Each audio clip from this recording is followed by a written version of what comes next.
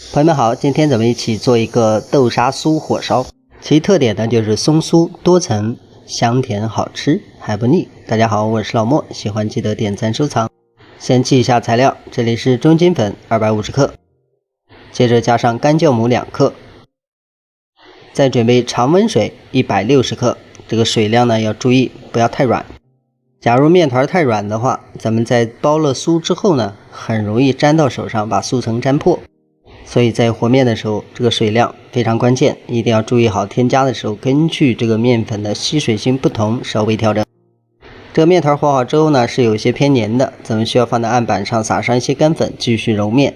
同时大家需要注意，这个干粉量偏多一点不要紧，最主要的是一定要把整個面团完全揉匀。揉好之後，必須保證整個面团哪裡都不黏，是一致的。然後呢，把整個面团包起來，進行第一次發酵。第一次發酵的時候呢，不要像平常做饅頭一樣，不要發得太過，發好就行。接着是油酥，這裡是80克麵粉，準備50克油，豬油或者是家裡平常吃的油都可以。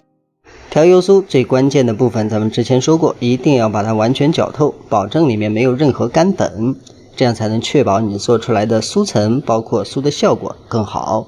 大家可以看，調好之後呢，就像畫面中這樣，能夠成團，不要太稀。這個狀態下才能保證咱們做好之後呢，表面酥的掉渣。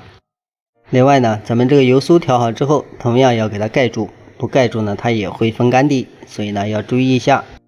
此時這塊發面就已經完成了，大家可以看一下，咱們拿出來之後呢，它的體積並沒有變得很龐大，整個的狀態呢也是剛剛好。然後呢，沾上乾粉之後，直接像這樣給它揉一下。同時呢，大家需要注意，只要它裡面沒有大的氣泡就可以，一定不能揉得太長時間。揉好之後呢，一定要保證整個面團的鬆弛度還是比較好的。大家可以看一下，差不多呢，就像這樣就可以了，直接搓條。搓好條之後，然後揪出劑子，這個大小呢，大家自己定。揪好的面劑子撒上一些粉，然後直接按扁。大家可以看一下，按扁之後呢，就像這種就可以，一定不能把它弄得太薄。下一步呢，把這個油酥取出來，在手上稍微搓一下，然後揪成塊，盡量勻一點。下一步呢，直接把這個油酥包在上面。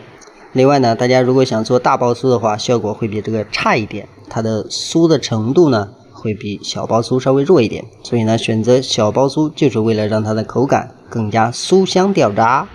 全部包好之後，來不及做的部分呢，咱們先給它放到一邊，一定要給它完全蓋好，表皮不要被風乾。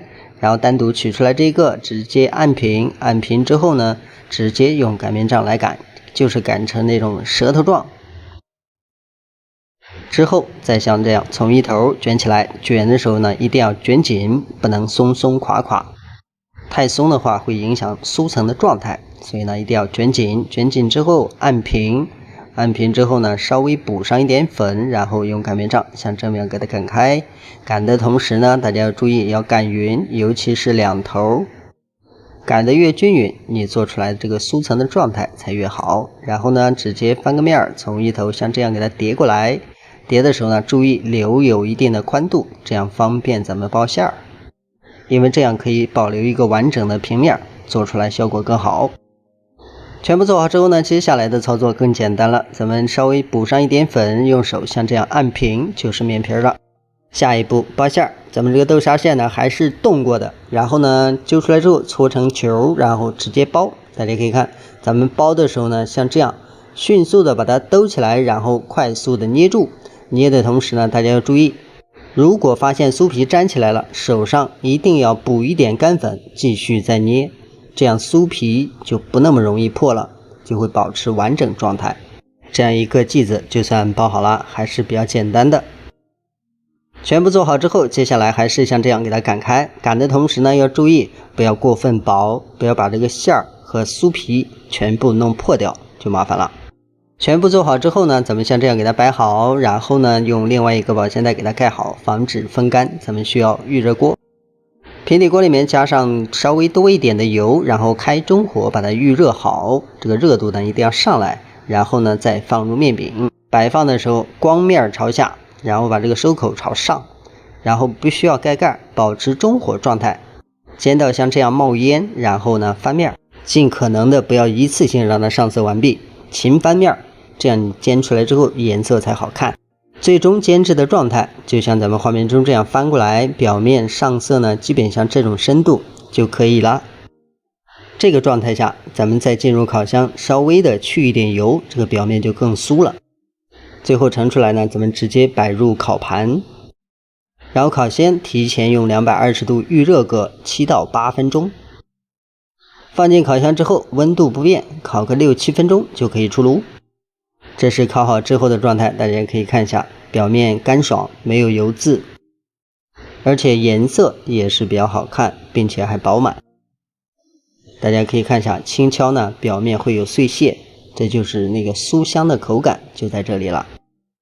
最終的呈現效果就像畫面中這樣，非常的酥軟。喜歡的朋友一定要嘗試一下，簡單又好吃。好了，視頻就到這裡，咱們下期再見。